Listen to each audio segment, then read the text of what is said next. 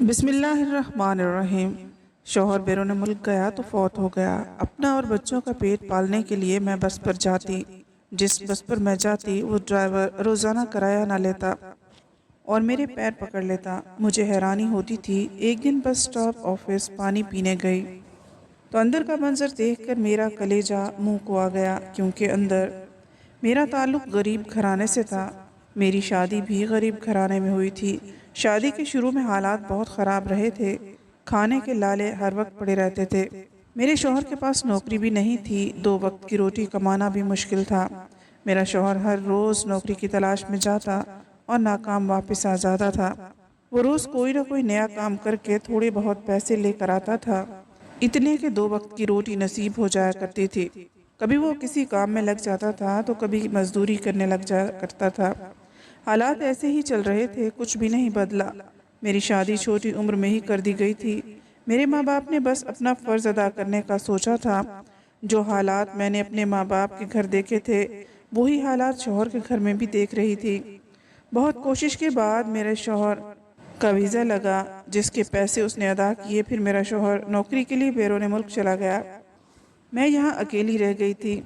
ماں باپ کے گھر چلی بھی جاتی تو کیا فائدہ ہوتا، ان پر بلا وجہ کا بوجھ بڑھ جاتا۔ اس لیے میں اپنے ہی گھر میں سارا دن پڑی رہتی تھی۔ میرے پاس کوئی فون بھی نہیں تھا کہ میں اپنے شوہر سے بات کر لوں۔ اس لیے جب میں اپنے شوہر کا فون سنتی تو وہ مجھے ہمسایوں کے گھر جانا پڑتا۔ لیکن وہاں جانے کے بعد میرے شوہر کو پیسے کمانے میں بہت وقت لگ گیا تھا۔ میں ابھی کچھ بھی نہیں کر سکتی تھی کہ حالات بہتر ہوں گے یا مزید بدتر، کیونکہ مجھے شوہر کے باہر جانے کے بعد بھی کچھ ہوتا دکھائی نہیں دے رہا تھا۔ میں ہر لمحہ یہی دعا کرتی تھی کہ سب ٹھیک ہو جائے، میرے شوہر کی نوکری ہو جائے۔ یوں ہی چلتا رہا، زندگی گزرتی رہی۔ پھر ایک دن مجھے بیرون ملک سے فون آیا کہ میرا شوہر مر چکا ہے۔ میرے سر پر کچھ ایسا آسمان ٹوٹ پڑا تھا، مجھے لگا کہ کسی نے میرے پیروں تلے سے زمین کھینچ لی ہے۔ میں بس روتی چلی جا رہی تھی۔ مجھے لگا کہ میرا سب کچھ چھن گیا ہے، میرے پاس کچھ بھی نہیں بچا، میری زندگی ویران ہو گئی ہے، میری زندگی کے سارے رنگ مجھ سے روٹھ گئے ہیں۔ میں یہی سوچتی رہتی تھی کہ اب آگے کیا ہوگا، زندگی کیسے گزرے گی۔ عدت پوری ہونے میں 4 ماہ 10 دن لگے تھے۔ اس دوران میرے ماں باپ نے ہی میرا خیال رکھا تھا۔ جب عدت پوری ہوئی تو میں واپس اپنے گھر آ گئی۔ آخر کب تک وہاں رہتی؟ اب مجھے آگے کا سوچنا تھا، زندہ رہنے کے لیے خود سے کچھ کرنا تھا۔ اس دوران میں نے بہت سے لوگوں سے مدد کی درخواست کی، لیکن جوان بیوہ ہونے کی وجہ سے میری کوئی مدد نہیں کرتا تھا۔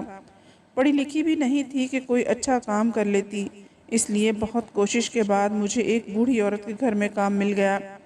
میں روز وہاں کام کرنے جاتی تھی۔ شروع میں تو مجھے پیدل ہی جانا پڑتا تھا، کیونکہ پیسے نہیں تھے، لیکن پھر جب مہینے کی تنخواہ ملی تو مجھے کچھ سہارا ہوا۔ میری تنخواہ اتنی نہیں تھی کہ میں رکشے کے پیسے بھی ادا کر سکتی، اس لیے میں بس سے سفر کرنے کا ارادہ کر لیا۔ شروع سے ہی پردے کا خیال کیا کرتی تھی۔ اب تو میں بیوہ تھی، اس لیے مجھے ان سب باتوں کا مزید خیال رکھنا تھا۔ شروع میں جب میں بس کا سفر کرتی تھی تب تو ٹھیک تھا، آنے جانے میں کوئی مسئلہ نہیں تھا، لیکن پھر ایک دن مجھے شدید حیرانی ہوئی۔ وہ ڈرائیور اچانک میرے پیروں میں آ کر بیٹھ گیا اور زاروں قطار رونے لگ گیا۔ میں ڈر گئی تھی، سمجھ نہیں پا رہی تھی اس طرح اچانک سے کیا ہو گیا ہے۔ میں نے گردن موڑ کر بس میں بیٹھے تمام مسافروں کو دیکھا تو سب مجھے ہی دیکھ رہے تھے۔ میں بہت شرمندہ ہوئی تھی۔ اگلے روز بھی یہی ہوا۔ میں نے کرایہ دینے کے لیے بیگ میں پیسے نکالنے کے لیے ہاتھ ڈالا، وہ میرے پاؤں میں بیٹھ گیا۔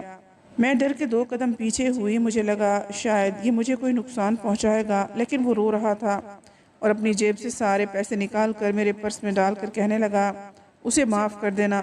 میں اس کی باتیں سن کر خوفزدہ ہو کر بس سے نیچے اتر گئی اور تیز قدم چلتی گھر تک آ گئی۔ تیز چلنے کی وجہ سے میرا سانس پھول چکا تھا۔ میں نے دیوار کا سہارا لے کر لمبی سانس لی اور پیچھے دیکھا کہ کہیں وہ شخص میرے پیچھے تو نہیں آ رہا۔ میں بہت خوفزدہ ہو چکی تھی۔ میرے گھر کا دروازہ کھلا اور اندر آ کر جلدی سے کنڈی لگا دی۔ پھر میں نے گھر کا سارا کام کیا اور رات کے لیے کھانا بنا لیا۔ کام کے دوران بھی میرے ذہن میں بس والا واقعہ تھا۔ میں بس یہی سوچ رہی تھی، آخر یہ کیا ماجرا ہے، کون ہے وہ شخص، کیا چاہتا ہے وہ مجھ سے، وہ کیوں مجھ سے کہہ رہا تھا اسے معاف کر دینا، آخر کس کی بات کر رہا تھا، اور پھر اس کا سارے پیسے میرے پرس میں ڈال دینا۔ کہیں وہ میرا پیچھا تو نہیں کر رہا، کہیں وہ مجھے کوئی نقصان تو نہیں پہنچائے گا، کیا وہ کوئی غلط ارادے رکھتا ہے؟ کھانا کھانے کے دوران بھی میں وہی باتیں سوچ رہی تھی۔ ایک دو بار میں نے خوفزدہ نظروں کے ساتھ بند دروازے کو دیکھا۔ اگلی صبح مجھے جلدی کام پر جانا تھا، اس لیے میں گھر سے جلدی نکل آئی۔ مجھے لگا کہ شاید آج بھی وہ شخص مجھے تنگ نہیں کرے گا، کیونکہ میں آج دوسری بس میں سوار ہونے والی تھی، اس لیے میں کافی حد تک پرسکون تھی۔ میں تنگ گلیوں سے گزرتی ہوئی مین روڈ تک آئی اور بس میں سوار ہو گئی۔ 20 منٹ کے سفر کے بعد میرا سٹاپ آیا تو میں نے گردن گھما کر پوری بس کا جائزہ لیا۔ وہ شخص مجھے کہیں نظر نہیں آیا۔ میں نے دل ہی دل میں شکر ادا کیا اور بیگ میں سے پیسے نکالے۔ ابھی میں نے بیگ سے پیسے نکال کر ہاتھ آگے بڑھایا ہی تھا کہ وہ شخص اچانک سے میرے سامنے آ گیا اور میرے سامنے سر جھکا کر بیٹھ گیا۔ میں حیران نظروں سے دیکھ رہی تھی۔ ابھی تو میں نے دیکھا تھا کہ وہ کہیں نہیں تھا، لیکن اب اچانک سے کہاں سے آ گیا؟ میں ایک دم بوکھلا سی گئی تھی۔ وہ کچھ کہہ رہا تھا لیکن میں اتنی خوفزدہ ہو گئی تھی۔ جلدی سے سیٹ سے اٹھ کر بس سے نیچے اتر آئی۔ میں نے پیچھے دیکھا تو بس سے مسافر اتر رہے تھے۔ دور سے ہی مجھے اس شخص کی پیٹھ نظر آئی، وہ میری مخالف سمت جا رہا تھا۔ مجھے شدید ڈر محسوس ہوا، جیسے کوئی ہر وقت میرا تعاقب کرتا رہتا ہے۔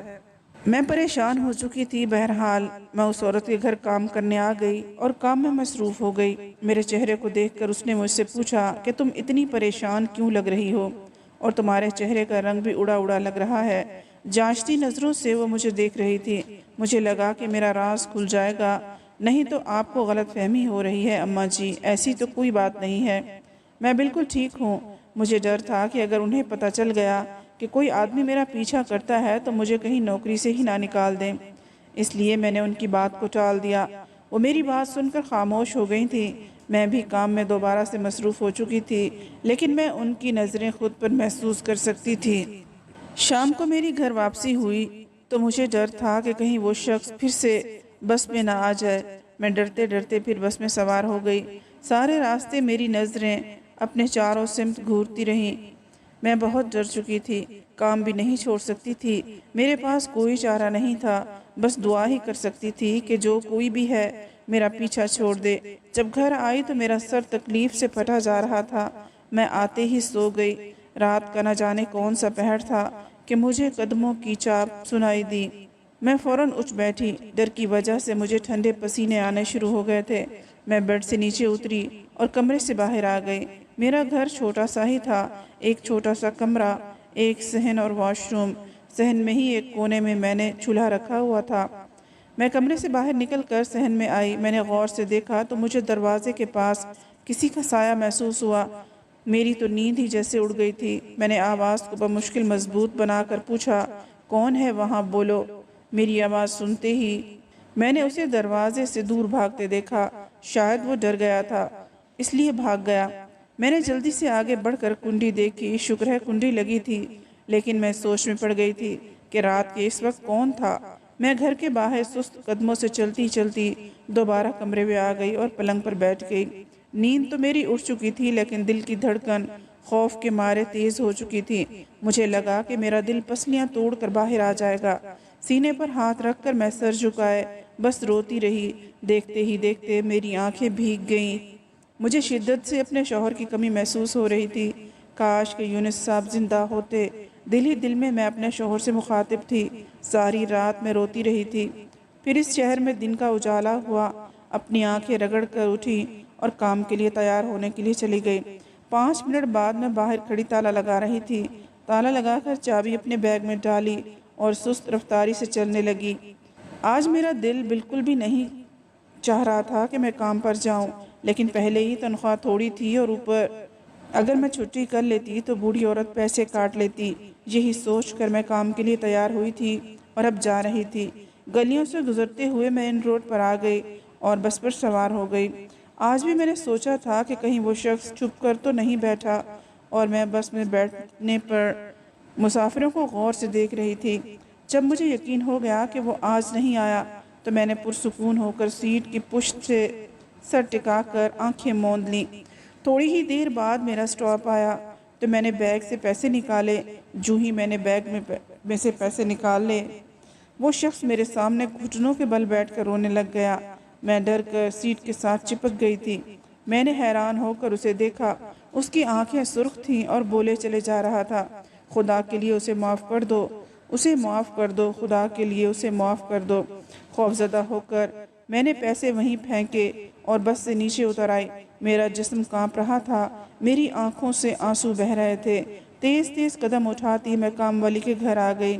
زور زور سے دروازہ بجاتے ہوئے میں نے گردن موڑے پیچھے کو دیکھا، مجھے کوئی نظر نہیں آیا۔ آ گئی ہوں، آ گئی ہوں، صبر کرو، اندر سے بوڑھی عورت بولی تھی۔ جیسے ہی اس نے دروازہ کھولا تو میں فوراً اندر آ گئی۔ میں اتنا ڈری ہوئی تھی کہ میرے سینے میں تکلیف ہونے لگی۔ کیا ہو گیا ہے لڑکی، آرام سے، کون سے گھوڑے پر سوار ہو کر آئی ہو؟ جھڑکنے کے انداز میں وہ بولی تھی۔ میں نے ہانپتے ہوئے انہیں دیکھا۔ کچھ نہیں اماں جی، تیز چل کر آئی ہوں، اس وجہ سے لگ رہا ہے۔ میں نے جھوٹی وضاحت پیش کی اور کچن میں آ گئی۔ گھر کا سارا کام کرنے کے بعد میں فارغ ہو چکی تھی، لیکن اپنے گھر جانے سے ڈر رہی تھی، اس لیے وہیں کچن کے فرش پر بیٹھ گئی۔ کچن کے اندر سے باہر کا منظر صاف دکھائی دے رہا تھا۔ بوڑھی عورت ٹی وی لاؤنج میں بیٹھی ٹی وی دیکھ رہی تھی اور ساتھ ساتھ سویٹر بناتی جا رہی تھی۔ ایک پل کو اماں کا ہاتھ تھما تھا، شاید انہیں پتہ چل گیا تھا کہ میں فارغ بیٹھی انہیں دیکھ رہی ہوں۔ جبھی وہ بولی، ارے لڑکی، کام ہو گیا تو گھر چلی جا، تیرا یہاں بیٹھنا میرے کام میں خلل ڈال رہا ہے۔ بوڑھی عورت کے کہتے ہی میں فرش سے اٹھی اور باہر آ گئی۔ میں نے انہیں دیکھا کہ شاید وہ کوئی اور نیا کام دے دیں جس کی وجہ سے میں دیر سے گھر جا سکوں، لیکن ایسا نہیں ہوا۔ میں دروازے سے باہر نکل آئی اور سڑک تک آ گئی۔ وہاں سے میں نے بس لی اور ڈرتے ڈرتے سوار ہو گئی۔ تمام راستے میں سوچتی آ رہی تھی، میرا ذہن مکمل طور پر بس والے واقعے کی طرف بھٹک چکا تھا۔ کون ہے وہ شخص؟ کیا اس نے میرے ساتھ کچھ برا کیا ہے جو مجھ سے معافی مانگ رہا ہے، یا پھر یہ محض ایک چال ہے مجھے ذہنی طور پر تکلیف دینے کی، یا پھر کسی طرح کا تجربہ ہے جو لوگوں پر کیا جاتا ہے کہ آیا انسان خوف زدہ ہوتا ہے تو کیسا محسوس کرتا ہے۔ میں مکمل طور پر الجھ چکی تھی۔ سوچ سوچ کر میرا دماغ تھک چکا تھا۔ میں نے ناگواری سے گزرتے مناظر کو دیکھا۔ جب بس رکی اور میں نے نیچے اتری، پیسے دیے اور گھر کی طرف چل دی۔ گلیوں سے گزرتے ہوئے بھی میں وہی سب کچھ سوچ رہی تھی کہ اچانک مجھے محسوس ہوا کہ کوئی میرے پیچھے آ رہا ہے۔ میں نے گردن موڑ کر دیکھا تو وہاں کوئی بھی نہیں تھا اور دوبارہ سے چلنے لگ گئی۔ گھر کے باہر آ کر میں نے دروازہ کھولا اور اندر داخل ہو گئی۔ دروازہ بند کرنے سے پہلے میں نے ایک بار پھر باہر دیکھا تو مجھے پوری گلی سنسان لگی تھی۔ میں دروازہ بند کر کے اندر آ گئی اور کپڑے تبدیل کرنے چلی گئی۔ واپس آ کر میں نے خود کے لیے کھانا تیار کیا اور تھوڑی دیر آرام کیا۔ کھانا کھانے کے بعد میں دوبارہ اپنے کمرے میں آ کر لیٹ گئی تھی۔ میری کب آنکھ لگی مجھے پتہ ہی نہیں چلا۔ صبح جب میری آنکھ کھلی تو میرا سر درد سے بھاری ہو رہا تھا۔ بہت مشکل سے اٹھ کر میں تیار ہوئی اور کام کے لیے نکلی۔ بس پکڑی اور سیٹ پر بیٹھ گئی۔ سر میں ہونے والے درد کی وجہ سے میں بالکل بھول چکی تھی کہ کوئی شخص جو روز میرا پیچھا کرتا ہے۔ سٹاپ آیا تو میں نے پیسے دینے کے لیے ہاتھ بڑھایا، اتنے میں وہی شخص دوبارہ سے میرے سامنے آ کر رونے لگا۔ میں ایک دم سے سہم سی گئی تھی۔ اپنے پاؤں اس کے ہاتھوں سے دور کرنے کے لیے اسے خوفزدہ نظروں سے دیکھا تھا۔ چہرے پر ماسک لگایا ہوا تھا۔ وہ شخص معافی مانگ رہا تھا۔ خدا کے لیے اسے معاف کر دو، اسے معاف کر دو، وہ مجبور ہے۔ میں ڈر گئی تھی، میں بے بس تھی، اس طرح سے تو میری بدنامی ہو جاتی۔ میں نے اسے دیکھا، ڈرتے ڈرتے پوچھا، کسے معاف کر دوں؟ تو وہ شخص خاموش ہو گیا، ایک لمحے کو رکا اور پھر روتے ہوئے اپنی جیب سے سارے پیسے نکال کر میری جھولی میں رکھ دیے۔ میں ایک دم پیچھے ہٹی۔ میں نے روز کی طرح کرایہ دینا چاہا، لیکن اس نے آج بھی کرایہ نہیں لیا۔ میں تنگ آ چکی تھی اس سب سے، مجھے شدید غصہ آ رہا تھا، لیکن خاموشی سے نیچے اتر آئی اور کام پر چلی گئی۔ میں بہت پریشان ہو چکی تھی۔ میرا دل چاہتا تھا کہ میں شہر سے کہیں دور چلی جاؤں، لیکن جاتی بھی تو کہاں، میرے پاس تو اتنے پیسے بھی نہیں تھے۔ میں چپ چاپ چلتی ہوئی بوڑھی عورت کے گھر آ گئی اور کام پر لگ گئی۔ میں محسوس کر سکتی تھی کہ وہ مجھے دیکھ رہی ہے، یعنی کہ میں کچھ بتا بھی نہیں سکتی تھی، اس لیے خاموشی سے کام کرتی تھی۔ جب کام سے فارغ ہوئی تو بوڑھی عورت نے مجھے اپنے پاس بلایا۔ سنو لڑکی، تم جس طرح سے روز کام پر آتی ہو، میں شک میں مبتلا ہو رہی ہوں، تمہاری طرف سے کہیں کسی غلط کام میں ملوث تو نہیں؟ وہ جانچتی نظروں سے مجھے دیکھ رہی تھی اور میں سر جھکائے کھڑی تھی۔ نہیں اماں جی، آپ کو غلط فہمی ہو رہی ہے، میں کوئی بھی غلط کام نہیں کرتی۔ آپ میرا یقین کیجئے، میں نے صاف گوئی کا مظاہرہ کیا تھا۔ دیکھ لڑکی، جس طرح تو روز ہانپتی ہوئی آتی ہے، تیرا رنگ اڑا ہوا ہوتا ہے، مجھے تو ایسا لگتا ہے جیسے تیرا چکر چل رہا ہے۔ سن لے لڑکی، اگر تجھے کام کرنا ہے تو سیدھی طرح کام کر، وہ بوڑھی عورت مجھے جھڑکتے ہوئے بولی تھی۔ میں نے مثبت انداز میں سر ہلایا اور اجازت لے کر اپنے گھر آ گئی۔ میں سارے راستے روتی چلی جا رہی تھی۔ مجھے اس شخص میں شدید غصہ آ رہا تھا، اس کی وجہ سے میرا کردار مشکوک ہو رہا تھا۔ مجھے لگا کہ میری نوکری چلی جائے گی، مجھے مستقبل کی فکر لاحق ہو گئی تھی۔ میں نے نفی میں سر ہلایا اور کچھ سوچا۔ میں نے روز روز کی ضلالت سے جان چھڑانے کے لیے ایک ترکیب سوچی جس پر مجھے صبح عمل کرنا تھا۔ اس کے ساتھ ہی میں نے سوچ لیا تھا میں شادی کر لوں گی۔ آخر کب تک میں ایسے اکیلے زندگی گزاروں گی؟ اگر کل کو کچھ ہو گیا تو کسی کو منہ دکھانے کے قابل نہیں رہوں گی۔ اگلی صبح میں اٹھی اور تیار ہو کر مین روڈ پر آ گئی۔ آج میں نے سوچا تھا کسی اور بس میں سفر کروں گی، اس لیے میں نے کوئی اور بس پکڑی اور پرسکون ہو کر بیٹھ گئی۔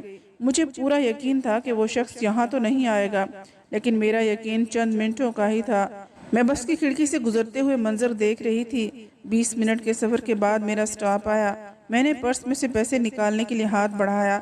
آج پھر وہی ہوا، وہ شخص نہ جانے کہاں سے آ گیا، میرے سامنے بیٹھا معافی مانگ رہا تھا۔ اسے معاف کر دو، خدا کے لیے اسے معاف کر دو۔ اس نے سب جانتے بوجھتے نہیں کیا تھا، سب خود ہوتا چلا گیا تھا، خدا کے لیے اسے معاف کر دو۔ پھر اس نے اپنی دونوں جیبوں میں سے پیسے نکال کر میری جھولی میں رکھ دیے اور مجھے کرایہ بھی نہیں دینے دیا۔ مجھے شدید غصہ آ رہا تھا کہ یہ شخص میرا پیچھا کہیں بھی نہیں چھوڑ رہا تھا۔ میں نے بس میں بیٹھے ہر شخص کی نظر خود پر محسوس کی تھی۔ مجھے بے حد شرمندگی ہوئی تھی اور اس سے کہیں زیادہ غصہ مجھے اس شخص پر آیا تھا۔ میں نے سوچا کہ اب اس شخص کا قصہ میں ختم کر دوں گی، بس مجھے کل کا انتظار تھا۔ میں نہیں چاہتی تھی کہ آج بھی وہ بوڑھی عورت مجھ سے کوئی سوال کرے، اس لیے میں کام پر جانے کی بجائے گھر واپس آ گئی۔ میرے اندر غصہ ابھر رہا تھا۔ گھر آ کر میں نے سارا کام ختم کیا اور پیدل ہی ضروری اشیاء لینے بازار چلی گئی۔ بازار سے آتے آتے مجھے شام ہو چکی تھی۔ گھر آ کر میں نے کھانا بنایا اور کھانے کے بعد میں آرام کے لیے لیٹ گئی۔ میں یہی سوچ رہی تھی کہ وہ شخص کون ہے آخر، وہ میرے پیچھے کیوں پڑا ہے، ایسا کیا کیا ہے جس کی معافی کا وہ طلبگار ہے۔ سوچتے سوچتے ہی میں سو گئی تھی۔ صبح ہوتے ہی اٹھی اور دوبارہ بس میں بیٹھ گئی۔ آج پھر وہی کچھ ہوا تھا کہ میں کام سے چھٹی نہیں کر سکتی تھی، اس لیے کام پر آ گئی اور اپنے منصوبے پر عمل کرنے کا سوچ لیا تھا۔ کام سے واپسی پر میں سیدھا بس کے مین آفس چلی گئی تاکہ اس کی شکایت کر سکوں۔ مین آفس میں جیسے ہی داخل ہوئی تو جو میں نے دیکھا، میں ششدر سی رہ گئی۔ پھٹی پھٹی نظروں سے میں نے کرسی پر بیٹھے شخص کو دیکھا تھا۔ میرے سر پر جیسے آسمان ٹوٹ پڑا تھا۔ میں نے کچھ بولنا چاہا تو مجھے اپنی آواز حلق میں پھنستی محسوس ہوئی تھی۔ کرسی پر بیٹھے شخص نے بھی مجھے دیکھ لیا تھا۔ ابھی وہ کچھ بولتا کہ میں الٹے قدموں واپس آ گئی۔ میں سن سکتی تھی کہ وہ مجھے پکار رہا تھا، لیکن مجھ میں پلٹنے کی ہمت بھی نہیں ہو رہی تھی۔ میں نے گھر واپس آ کر خود کو کمرے میں بند کر لیا تھا۔ میں یہی سب سوچ رہی تھی کہ یہ سب میرے ساتھ کیوں ہوا ہے، میرا کیا قصور تھا، مجھے اندھیرے میں کیوں رکھا گیا، مجھے دھوکہ کیوں دیا گیا تھا۔ میں کافی دیر تک روتی رہی تھی۔ شام کو باہر زور زور سے دروازہ بج رہا تھا۔ میں جانتی تھی کون ہے۔ میں اٹھی اور کمرے سے باہر نکل کر صحن میں آ گئی۔ میں نے دروازہ کھولا اور کہا، چلے جاؤ تم یہاں سے، تم نے مجھے دھوکہ دیا ہے، مجھے تنہا چھوڑ کر تم چلے گئے تھے، چلے جاؤ یہاں سے پلیز، میری بات سنو، مجھے ایک موقع تو دو اپنی بات کہنے کا۔ میرا شوہر بے چارگی سے بولا تھا۔ میں نے اسے نفرت بھری نگاہوں سے دیکھا اور دروازہ بند کر دیا۔ میرا شوہر اور میں ایک دوسرے کے سامنے بیٹھے تھے۔ میں خاموشی سے اور وہ بول رہا تھا، مجھے بیرون ملک جانے کا موقع ملا تو میں تمہیں یہاں تنہا چھوڑ کر چلا گیا۔ وہاں جا کر میرا دل لالچ میں بھر گیا اور میں نے ایک لڑکی کو اپنی جھوٹی محبت کے جال میں پھنسا لیا۔ پھر میں نے آہستہ آہستہ اسے اپنی محبت کا یقین دلایا اور اس سے نکاح کر لیا۔ اس کے پاس بہت دولت تھی۔ میں نے سوچا کہ اس کی ساری دولت لے کر واپس آ جاؤں گا اور تمہارے ساتھ ایک اچھی زندگی کی شروعات کروں گا۔ پھر میں نے اس عورت کا قتل کر دیا اور اس کی ساری دولت لے کر فرار ہو گیا۔ سب کو یہی ظاہر کروایا کہ میں مر چکا ہوں، لیکن اس سے پہلے میرے سارے پیسے یہاں ٹرسٹ کے نام بھجوا دیے تھے۔ جس سے میرے دوست نے رشوت دے کر کام کروایا تھا۔ پھر پولیس سے بچ کر میں پاکستان واپس آ گیا اور یہاں آ کر مجھے احساس ہوا کہ میں نے کتنا بڑا گناہ کیا ہے۔ جو پیسے میں وہاں سے لے کر آیا تھا میں نے کچھ غریبوں میں بانٹ دیے اور جو بچ گئے تھے ان سے میں نے بس کا کاروبار شروع کر دیا تھا۔ میں تمہارے پاس واپس نہیں آ سکتا تھا کیونکہ شرمندہ تھا، میں ایک قاتل بن چکا تھا۔ ویسے بھی میں تو تمہاری نظر میں مر چکا تھا، اس لیے واپس نہیں آیا۔ اور وہ لاش جو میں نے دیکھی وہ کس کی تھی؟ میں نے اپنے شوہر سے سوال پوچھا۔ وہ کسی اور کی تھی۔ اس شخص کا چہرہ حادثے میں خراب ہو چکا تھا، تو میں نے سوچا کہ میں یہ خبر پھیلا دیتا ہوں کہ میں مر گیا ہوں تاکہ تم میرا انتظار نہ کرو۔ میرا شوہر خاموش ہو گیا اور وہ بس والا شخص، میں نے پوچھا، وہ بھی میں ہی تھا۔ میں شرمندہ تھا اس لیے تم سے معافی مانگنے آیا کرتا تھا۔ میں تمہارا مجرم ہوں، مجھے معاف کر دو۔ خدا کے لیے میں نے تمہارے ساتھ بہت برا کیا ہے، میں تمہارے ساتھ اپنی زندگی گزارنا چاہتا ہوں۔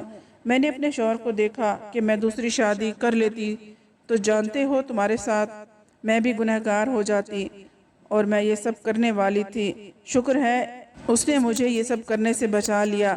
میرے شوہر کو اس کی سنگین غلطی کا احساس ہو گیا تھا۔